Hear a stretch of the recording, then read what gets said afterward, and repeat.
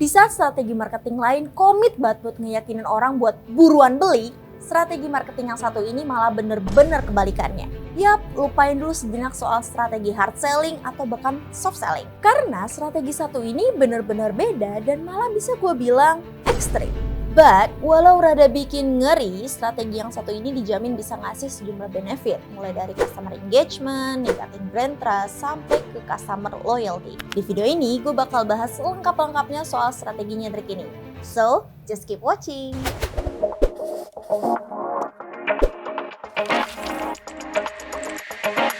Oke, biar nggak kelamaan bikin lo penasaran, strategi yang pengen gue spill di sini adalah strategi anti-marketing.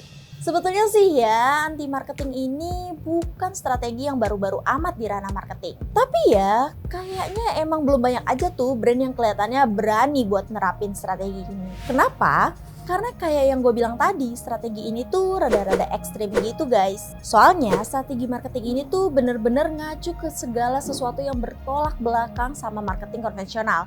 Istilahnya mah anti mainstream gitulah. Contoh gampangnya gini, let's say rata-rata brand di luaran sana itu pada ngegunain CTA, yuk cobain sekarang. Nah, brand yang milih nerapin anti marketing itu justru bakal milih CTA yang adalah kebalikannya. Jadi CTA-nya tuh kurang lebih bakal kayak gini. Lo nggak perlu cobain sekarang kok kalau lo nggak mau. Gimana? Udah kebayang kan bedanya? Sebelum gue lanjut, let's take a step back. Gini, kalau gue tanya, tujuan marketing itu sebenarnya apa sih? Jawabannya pastikan gak jauh-jauh dari bikin orang pincut ya. Terus goal besarnya pasti adalah conversion to sales kan. Tapi kalau cara bikin kepincutan cuma pakai cara itu lagi, dan itu lagi, customer juga capek kali. Dikit-dikit dikasih buayan biji manis, dikit-dikit disodorin iklan yang bentuknya mirip-mirip. Bukannya tertarik, orang malah jadi ilfeel gak sih?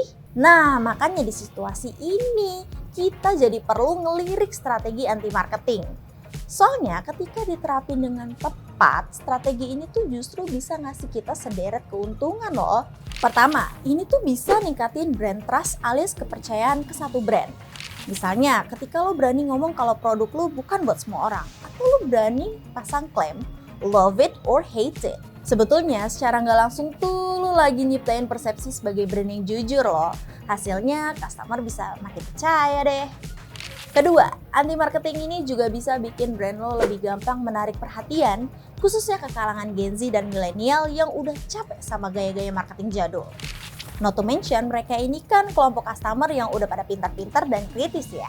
Ketiga, ketika brand lo berani tampil apa adanya, nggak malu-malu ngomongin kekurangan, kecil kemungkinannya customer bakal ngerasa dibodoh-bodohin.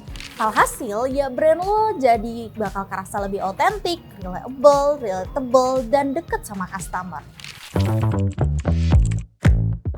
Sebetulnya ketika lo udah bener-bener paham sama konsep anti-marketing ini, lo bisa kok ngerumusin sendiri langkah-langkah atau bentuk anti-marketing seperti apa yang pengen lo lakuin. Beneran banyak banget lah yang bisa lo explore. Mulai dari packaging, konsep billboard, copywriting, sampai ke elemen-elemen lain yang benar-benar challenge the conventional norms.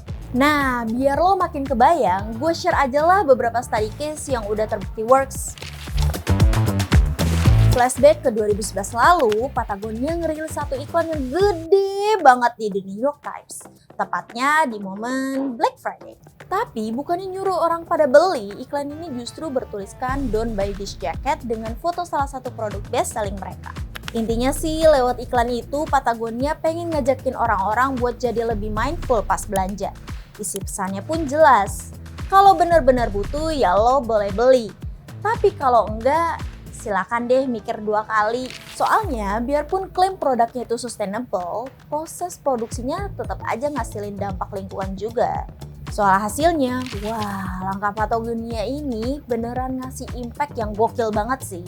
Bukan cuma berhasil negesin identitas brand mereka sebagai brand yang peduli lingkungan, langkah ini juga berhasil munculin berbagai diskusi soal pola konsumsi dan dampak lingkungannya. Gimana sama salesnya? Ternyata meskipun iklan ini tadi secara eksplisit nyuruh orang buat mikir sebelum beli, penjualan berbagai produk Patagonia malah tetap naik sebanyak 30% setelah kampanyenya rilis. Well, kalau sekarang lo bertanya-tanya, apa yang bikin strategi Patagonia ini berhasil? Gue bisa bilang jawabannya ada dua hal sih, brand value dan produk. Patagonia itu benar-benar komit sama value mereka, dan ketika ini berhasil dibuktiin lewat real action, ya customer dengan value yang sejalan bakalan lebih engage juga dong.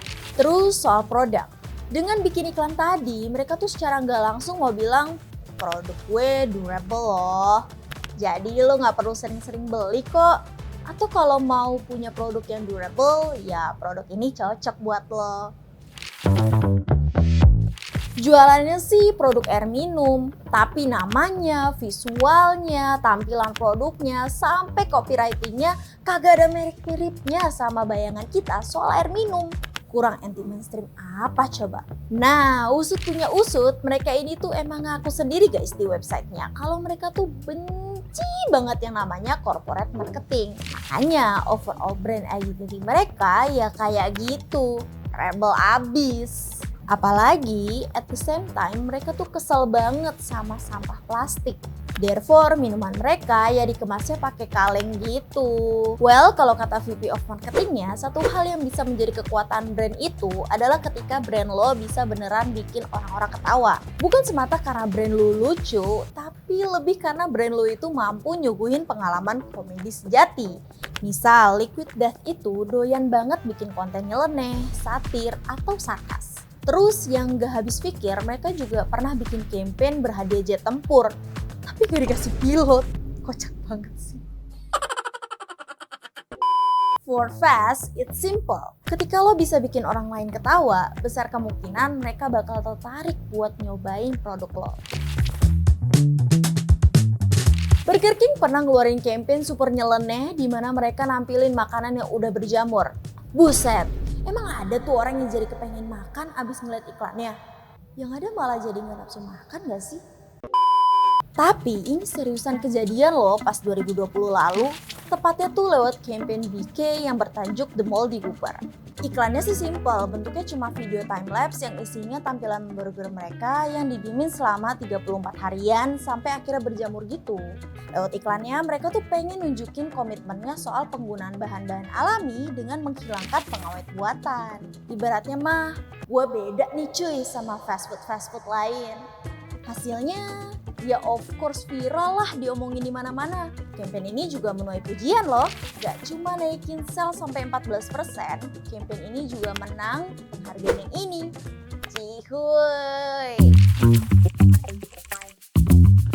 Sekali lagi gue cuma mau ngingetin kalau walau namanya anti marketing, strategi ini tuh sebenarnya bagian dari strategi marketing juga ya guys. Dan sebagaimana strategi marketing lainnya, lo juga perlu mempersiapkannya dengan matang supaya hasilnya juga beneran lebih maksimal dan sesuai dengan ekspektasi lo.